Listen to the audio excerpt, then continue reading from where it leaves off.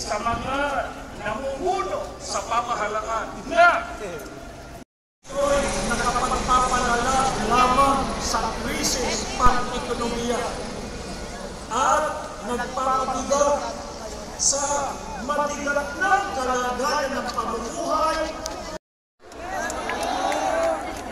Ang isang piraso ng siling pangsigang ay 10 piso. Yun po yung sinabi sa akin.